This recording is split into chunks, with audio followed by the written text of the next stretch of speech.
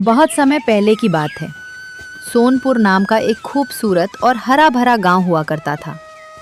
उसी गांव में हरिया नाम का एक सीधा साधा किसान रहता था। हरिया की पत्नी पिछले कुछ दिनों से काफी बीमार चल रही थी, जिसके कारण घर की हालत बहुत खराब हो गई थी। सुनो जी, आखिर कब तक तुम बस मेरी ही देखभाल करते रहोगे? जरा उठो और बाहर जाकर खेतों में कुछ काम धाम करो। घर का खर्च कैसे चलेगा? अरे चंपा, तुम फिक्र मत करो, तुम आराम करो। नहीं जी, मुझे पता है कि मेरी वजह से तुम काम पर नहीं जा पा रहे हो। अगर मैं काम पर चला गया और तुम्हारी इस हालत में तुम्हें अकेला छोड़ दिया तो मेरा दिल काम में कैसे लगेगा? मेरे लिए तुम्हारी तबीयत से बढ़कर कुछ नहीं है। बात तो तुम्हारी ठीक है, लेकिन गांव के उस जालिम धनीराम सेठ को कौन समझाएगा? वो अपने उधार के पैसे वसूलने के लिए कभी भी यहाँ आ टपकेगा। अरे जो होगा देखा जाएगा चंपा, भगवान पर भरोसा रखो। तुम जल्द ही ठीक हो जाओगी और हमारी तंगी भी दूर हो जाएगी। अभी दोनों पति पत्नी ये बात कर ही रहे थे कि बाहर से एक कड़क आवाज गूंजती है। वो धनीराम सेठ था, जो अपने नौकर रामू के साथ गुस्से में सीधा उनके घर की तरफ चला आ रहा था। अरे ओ हरिया, कहाँ घर में दुबक कर बैठे हो? बाहर निकलो बाहर। धनीराम की आवाज सुनते ही हरिया डरते डरते बाहर आया और सेठ के सामने हाथ जोड़कर खड़ा हो गया। अरे धनीराम सेठ जी, आप अचानक से इस तरफ कैसे आना हुआ? कैसे आना हुआ? ऐसे पूछ रहा है जैसे कुछ जानता ही नहीं है। जो कर्ज तूने मुझसे लिया था वही वसूलने आया हूँ। लेकिन सेठ जी, इस समय तो मेरी पत्नी बहुत बीमार है। अभी तो उसके ठीक से इलाज कराने के भी पैसे मेरे पास नहीं हैं और आप कर्ज मांगने आ गए। थोड़ा सा इंतजार कर लीजिए। जैसे ही मेरी पत्नी ठीक होती है, मैं कहीं मजदूरी करके आपका पाई पाई चुका दूंगा। बस बस, बहुत बहाने सुन लिए। तुझे मुझसे कर्ज लिए हुए पूरा 1 महीना हो चुका है और तू पैसे देने का नाम तक नहीं ले रहा। मालिक, मुझ पर रहम करो, बस थोड़ा और समय दे दीजिए, सिर्फ 1 हफ्ता। मैं आपको वचन देता हूं कि अगर 1 हफ्ते के अंदर मैंने आपका पैसा नहीं चुकाया तो मैं अपना ये घर आपके नाम लिख दूंगा। ठीक है हरिया, याद रखना अपनी इस बात को। आज से ठीक 1 हफ्ते बाद इसी समय आऊंगा। या तो पैसे तैयार रखना या फिर इस घर के कागजात। चल रामू। धनीराम सेठ इतना कहकर अपने नौकर रामू के साथ वहां से गुस्से में चला गया और पीछे बेचारा हरिया और भी ज्यादा चिंता में डूब गया। धनीराम के जाने के बाद हरिया घबराते हुए घर के अंदर गया। सुनो जी, कौन आया था? क्या वो धनीराम सेठ था? हाँ चंपा, वही जालिम सेठ आया था अपने पैसे मांगने। तुमने बिल्कुल सही कहा था, वो कभी भी आ सकता है। अगर हमने समय पर उसका कर्ज नहीं चुकाया तो वो सचमुच हमारा ये घर भी छीनकर हमसे हमारी छत छीन लेगा। हाँ जी, तुम बिल्कुल ठीक कह रहे हो। अब हमें कुछ ना कुछ करना ही पड़ेगा। किसी भी तरह 1 हफ्ते के अंदर उसका कर्ज चुकाना ही होगा। ठीक है चंपा, मैं समझ गया हूं। अब मैं ज्यादा समय बर्बाद नहीं करूंगा। तुम्हारे लिए पीने का पानी और थोड़ी दवा पास में रख देता हूं, समय पर ले लेना। मैं अभी बाहर जाकर काम की तलाश करता हूं। इतना कहकर हरिया काम की तलाश में घर से निकल पड़ा। वो रास्ते से जा ही रहा था, तभी उसने देखा कि एक बूढ़े बाबा एक पेड़ के नीचे बहुत उदास बैठे हुए हैं। हरिया से रहा नहीं गया और वो सीधा उनके पास चला गया।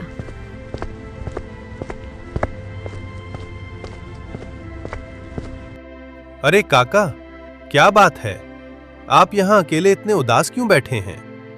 क्या बताऊं बेटा, अब मेरी उम्र ढल चुकी है, लेकिन भगवान को शायद कुछ और ही मंजूर है। मैं अपनी इस बेबस जिंदगी से थक चुका हूं, अब और जीना नहीं चाहता। पर क्या करूं, अपने आप से कुछ कर भी तो नहीं सकता। अरे काका, ऐसी मायूसी भरी बातें क्यों कर रहे हैं? ऐसी क्या परेशानी है आपको? बेटा, मेरा एक इकलौता बेटा था। मैंने उसे बहुत लाड़ प्यार से पढ़ाया लिखाया, शहर भेजा, लेकिन उसने शहर में ही शादी कर ली और वहीं बस गया। वो मुझे पूरी तरह भूल गया है। कभी मुड़कर हाल तक पूछने नहीं आता। बुढ़ापे में आराम करने की उम्र है, पर पेट भरने के लिए खुद काम करना पड़ता है। अब क्या ही बताऊं बेटा। अरे काका, आप फिक्र मत कीजिए। आज से मैं आपका बेटा हूँ। बताइए, मैं आपके लिए क्या कर सकता हूँ? बूढ़े बाबा ने जब हरिया का भोला और मददगार चेहरा देखा तो उन्होंने गौर से उसे परखा। बेटा, मुझे छोड़ो। तुम्हारा अपना चेहरा भी उतरा हुआ लग रहा है। तुम खुद इतने दुखी लग रहे हो, क्या बात है? काका, क्या बताऊं? सिर पर बहुत बड़ा संकट है। पत्नी की तबीयत खराब थी, जिसके इलाज के लिए मैंने धनीराम सेठ से कुछ पैसे उधार लिए थे। सेठ ने सिर्फ 1 हफ्ते का वक्त दिया है, वरना वो हमारा घर जब्त कर लेगा। मेरे पास पैसे नहीं हैं, इसीलिए काम ढूंढने निकला हूं ताकि किसी तरह कर्ज चुका सकूं। बस इतनी सी बात है बेटा। तुम्हारा ये दुख तो मेरे सामने कुछ भी नहीं है। एक बात बताओ, अगर मैं तुम्हें काम दूं, तो क्या तुम मेरे लिए काम करोगे? काम? कैसी बात कर रहे हैं काका? मैं तो मेहनत करने के लिए तैयार हूं। बदले में आपको क्या चाहिए? मुझे पैसों की कोई कमी नहीं है बेटा। मेरे पास सब कुछ है। मैंने अपनी जवानी में शहर में रहकर पानी पूरी का ठेला लगाया था और बहुत मेहनत से कमाया था। बस अब बुढ़ापे में अपनों के बीच गांव की याद आ रही थी तो वापस लौट आया। मेरा बेटा तो नालायक निकला, लेकिन तुम मुझे अपने बेटे जैसे दिल के बहुत साफ लग रहे हो। मुझे पैसे नहीं चाहिए बेटा, बस इस बुढ़ापे में थोड़ी सी देखभाल करने वाला कोई अपना चाहिए। अरे काका, मैं तो पहले ही कह चुका हूं कि मैं आपके बेटे जैसा ही हूं। लेकिन पानी पूरी का ठेला लगाने के लिए तो कुछ पैसे और सामान चाहिए ना। और सच कहूं तो मुझे पानी पूरी बनानी भी नहीं आती। अरे पगले लड़के, मैं किस दिन के लिए जिंदा हूं? मैं तुझे सब सिखाऊंगा, तू टेंशन मत ले। मेरे पास एक पुराना ठेला और पानी पूरी बनाने का सारा सामान सुरक्षित रखा है। कल सुबह सुबह तू मेरे पास आ जाना। मैं तुझे पानी पूरी बनाना सिखा दूंगा और अपना पुराना ठेला भी तुझे दे दूंगा। उसे हमारे गांव में लगाना। देखना, स्वाद ऐसा होगा कि गांव वाले खींचे चले आएंगे। मेरे हाथों के स्वाद में जादू जो है। सच कह रहे हैं काका? ठीक है, मैं कल सुबह सबसे पहले आपके पास आ जाऊंगा। बूढ़े बाबा की बात सुनकर हरिया के दिल में एक नई उम्मीद जाग गई। वो खुशी खुशी तुरंत अपने घर की तरफ लौट पड़ा। खुशी खुशी हरिया तुरंत अपने घर लौट आया। घर के अंदर आते ही चंपा ने उसे हैरान होकर देखा। अरे जी, क्या हुआ? आप अभी अभी तो काम की तलाश में गए थे, इतनी जल्दी कैसे लौट आए? क्या कोई काम नहीं मिला क्या? नहीं नहीं चंपा, ऐसी बात नहीं है। भगवान ने सुन ली है। मुझे एक बहुत ही भले काका मिल गए हैं और उन्होंने मुझे काम के साथ साथ एक बहुत बढ़िया रास्ता भी दिखाया है। हरिया ने खुशी खुशी वो सारी बात अपनी पत्नी चंपा को बता दी, जिसे सुनकर चंपा की आंखों में भी उम्मीद की एक चमक आ गई। धीरे धीरे शाम ढल गई, रात बीत गई और आखिरकार अगली सुबह हो गई। अगली सुबह सूरज निकलते ही हरिया बिना एक पल गवाए सीधे उस बूढ़े काका के घर की तरफ दौड़ पड़ा, जिन्होंने उसे पानी पूरी का काम देने की बात कही थी। हरिया को अपने दरवाजे पर आया देख काका के चेहरे पर एक प्यार भरी मुस्कान आ गई। आ गए बेटा, मुझे पूरा भरोसा था कि तुम जरूर आओगे। हाँ काका, मुझे और मेरे परिवार को इस समय आपकी मदद की बहुत जरूरत है और मैं अपना वादा कभी नहीं भूलता। मैं आ गया हूँ, बताइए मुझे क्या करना है। चलो शाबाश, अब ज्यादा समय बर्बाद नहीं करते। मैं तुम्हें सिखाता हूँ कि असली पानी पूरी कैसे बनाई जाती है। काका ने प्यार से हरिया को चूल्हे के पास बिठाया और पानी पूरी बनाने का पूरा हुनर सिखाया। कैसे कुरकुरी पूरियां तली जाती हैं और चटपटे तीखे मीठे पानी का असली मसाला कैसे तैयार किया जाता है। काका ने अपना पुराना ठेला निकाला और सारा सामान सजाकर हरिया को सौंप दिया। हरिया उस ठेले को लेकर सीधे गांव के चौराहे पर जा पहुंचा। शुरुआत में थोड़ी देर तक कोई ग्राहक नहीं आया, लेकिन जैसे ही पानी पूरी का स्वाद लोगों तक पहुंचा, धीरे धीरे वहां 2 लोग खाने के लिए आए। अरे भाई, इस पानी पूरी का स्वाद सच में बहुत लाजवाब है। इस पानी का मजा ही अलग है। आज से पहले मैंने इस चौराहे पर कभी किसी को ठेला लगाते नहीं देखा, लेकिन इसका स्वाद सच में कमाल का है। स्वाद का तो अभी पूरा पता नहीं है। लाओ चख कर देखते हैं कि स्वाद कैसा है। जल्दी से हम दोनों के लिए एक एक प्लेट लगाओ, फिर बताते हैं। अरे भैया बिल्कुल, बस 1 मिनट दीजिए, अभी आपके लिए बढ़िया सी प्लेट लगाता हूँ। इतना कहकर हरिया ने फुर्ती से दोनों ग्राहकों को पानी पूरी की प्लेट लगाकर दे दी। जैसे ही दोनों ने पानी पूरी मुंह में रखी, उनकी आंखें फटी की फटी रह गई। वे पलक झपकते ही प्लेट चट कर गए। वाह भाई साहब, सच बता रहा हूं, आज तक मैंने ऐसी लाजवाब पानी पूरी कभी नहीं खाई। इसे खाकर मजा ही आ गया। हाँ भैया, मेरा दोस्त बिल्कुल सच कह रहा है। मैंने तो बड़े बड़े रेस्टोरेंट में भी खाया है, लेकिन तुम्हारे जैसा पानी पूरी बनाने वाला कोई नहीं है। सच में बहुत मजा आ गया। आज के बाद हम रोज यहाँ खाने आएंगे। अरे जरूर जरूर भैया, आप लोगों का हमेशा स्वागत है। आखिर आप ही सबके लिए तो ये ठेला लगाया है। चलो भैया, अब चलते हैं। इतना कहकर दोनों ग्राहक वहां से चले गए। तभी कुछ देर बाद गांव की 2 औरतें संजू और मंजू उसी रास्ते से गुजर रही थी। पानी पूरी के मसाले की खुशबू इतनी तेज थी कि वो हवा में तैरती हुई सीधे उनकी नाक तक पहुंच गई। अरे मंजू, ये खुशबू कैसी है? लगता है कहीं आसपास पानी पूरी बन रही है। इसकी खुशबू तो सच में बहुत लाजवाब आ रही है। अरे हाँ यार, मुझे भी वही महक आ रही है। आज से पहले तो इस गांव में कभी पानी पूरी का ठेला नहीं लगा था। चलो चलकर देखते हैं कि ये ठेला कहाँ लगा है। वे दोनों खुशबू का पीछा करते करते सीधे हरिया के ठेले तक पहुंच गई। अरे भैया, आपके यहाँ पानी पूरी की खुशबू ने तो हमारे कदम ही रोक लिए। सच में महक बहुत लाजवाब है। अब बस ये खाने के बाद पता चलेगा कि इसका स्वाद कैसा है। संजू बहन बिल्कुल सही कह रही है भाई साहब। जल्दी से एक प्लेट लगा दीजिए। अब मुझसे बिल्कुल इंतजार नहीं हो रहा, मुंह में पानी आ रहा है। जरूर जरूर बहन जी, बस 1 मिनट दीजिए, अभी आप दोनों के लिए लगाता हूँ। आखिर ये ठेला आप ही लोगों के लिए तो है। हरिया ने तुरंत दोनों को पानी पूरी की प्लेट थमा दी। जैसे ही उन्होंने एक गवली खाई, उनकी भी आंखें फटी की फटी रह गईं और पल भर में प्लेट खत्म कर दी। वाह भैया, लाजवाब बनाते हो। सच में खाकर मजा आ गया। हाँ भैया, आज के बाद मैं रोज आऊंगी आपके पास खाने के लिए। मेरा हिस्सा रोज बनाकर रखना। जरूर जरूर बहन जी, आपका हमेशा स्वागत है।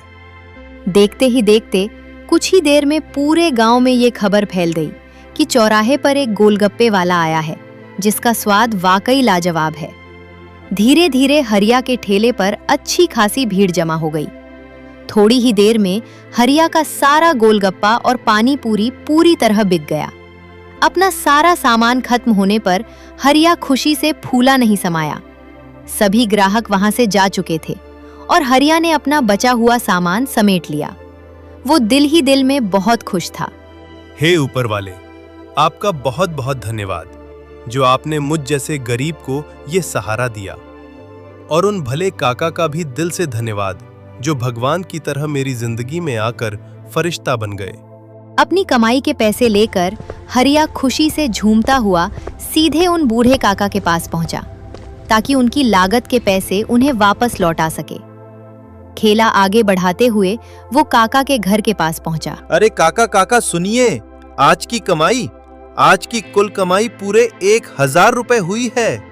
लीजिए काका, ये सारे पैसे आपके हैं।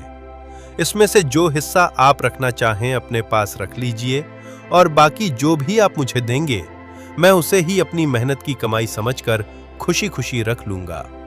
अरे बेटा हरिया, पागल हो गए हो क्या? मैं इन पैसों का क्या करूंगा?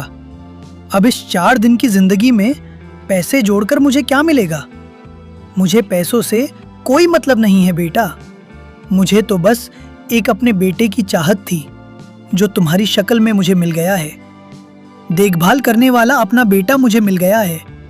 यही मेरे लिए सबसे बड़ी दौलत है। अरे काका, आप ऐसी बातें क्यों करते हैं? आप बिल्कुल फिक्र मत कीजिए।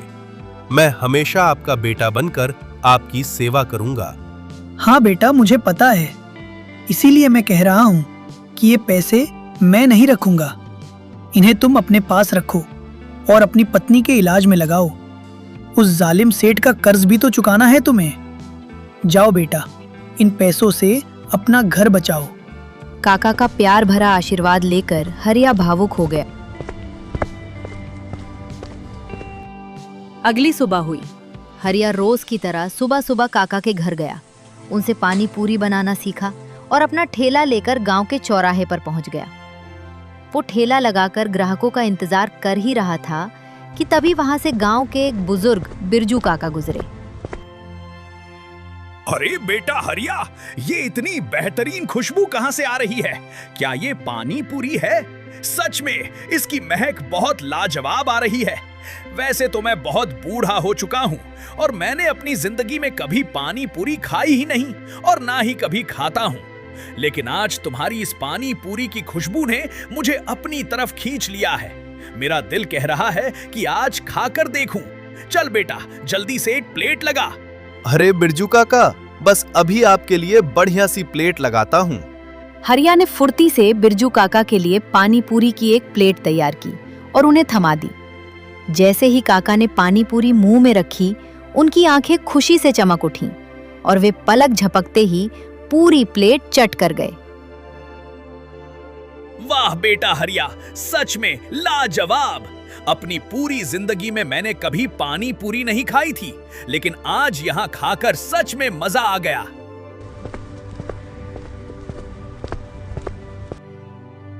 हे भगवान, तेरी ही कृपा है जो आज हर कोई इस स्वाद का दीवाना बनता जा रहा है। काका का आशीर्वाद और तेरी दया से आज मेरी किस्मत ही बदल गई है। देखते ही देखते वहां फिर से भीड़ जमा हो गई। एक एक करके लोगों ने पानी पूरी खाई, हरिया की बहुत तारीफ की, उसे पैसे दिए और खुशी खुशी चले गए। थोड़ी ही देर में हरिया का पूरा ठेला फिर से खाली हो गया। ये सब करते करते 2-3 दिन बीत गए। हरिया ने अपनी कमाई के पैसों से अपनी पत्नी चंपा का अच्छा इलाज भी करवा दिया। देखते ही देखते हरिया को ठेला लगाते हुए पूरे 1 हफ्ता यानी 7 दिन पूरे हो गए। आज 7वां दिन था। हरिया ने अभी अभी चौराहे पर अपना ठेला लगाया ही था कि तभी अचानक से वही जालिम धनी राम सेठ गुस्से में तमतमाता हुआ वहां आ धमका। अरे ओ हरिया, तूने सच में चौराहे पे ठेला लगा ही लिया? क्या पानी पूरी बेचकर तू मेरा कर्ज चुका देगा? जी मालिक, बिल्कुल। आइए, आपका ही इंतजार था। अच्छा, बड़ी बड़ी बातें कर रहा है। भूल गया क्या आज कौन सा दिन है?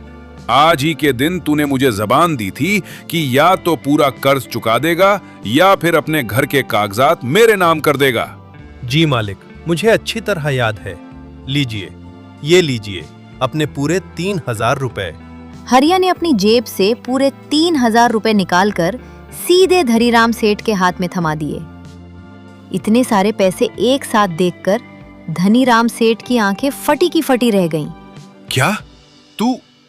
तूने एक साथ इतने सारे पैसे कहां से ले आया?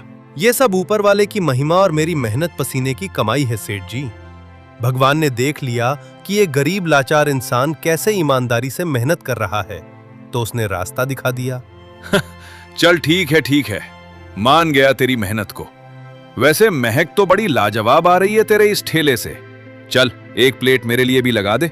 देखता हूं आखिर इस पानी पूरी में ऐसा क्या है जो तूने हफ्ते भर में इतने पैसे कमा लिए। मालिक, पानी पूरी तो आपको मिल जाएगी, लेकिन उसके पैसे आपको पूरे देने होंगे। धंधे में कोई भाई भतीजावाद या मुफ्त का सौदा नहीं होता। अरे ठीक है, दे देंगे तेरे पैसे। पहले खिला तो सही, स्वाद तो चख लूं। हरिया ने मुस्कुराते हुए सेठ जी के लिए पानी पूरी की एक शानदार प्लेट लगाई और उनके हाथ में दे दी। जैसे ही धनीराम सेठ ने मुंह में गोलगप्पा रखा, उनकी भी आंखें फटी की फटी रह गईं। वे बिना एक पल गवाए पूरी प्लेट चट कर गए। वाह वाह रे वाह हरिया, मान गए भाई। आज से पहले मैंने अपनी जिंदगी में ऐसा लाजवाब गोलगप्पा कभी नहीं खाया। बड़े बड़े रेस्टोरेंट के स्वाद इसके आगे फेल हैं। सच बता रहा हूं, मैं आज से तेरा पक्का फैन हो गया हूं। मुझे पहले पता होता कि तेरे हाथों में इतना जादू है तो मैं कभी तुझ पर इतना सख्त नहीं होता और ना ही इतने पैसे ब्याज के साथ मांगता। सेठ जी, आपका बहुत बहुत शुक्रिया। लेकिन सच कहूं, अगर आज आप मुझ पर वो सख्त कर्ज का दबाव ना बनाते और वो समय सीमा ना देते तो शायद मैं कभी अपनी इस सोई हुई किस्मत को जगाने के लिए इतनी मेहनत नहीं करता। और सबसे बड़ी बात, अगर उस दिन वो भले काका मेरी जिंदगी में फरिश्ता बनकर नहीं आते तो शायद मैं आज भी किसी के सामने हाथ फैला रहा होता और हम गरीब वैसे के वैसे ही रह जाते। धनीराम सेठ मुस्कुराया। उसने हरिया की पीठ थपथपाई और खुशी खुशी वहां से चला गया। हरिया ने चैन की सांस ली। उसका घर भी बच गया, पत्नी की सेहत भी ठीक हो गई और सिर पर मंडरा रहा कर्ज का वो काला बादल भी हमेशा के लिए छट गया। अब हरिया अपने परिवार के साथ खुशी खुशी अपनी नई जिंदगी जीने लगा।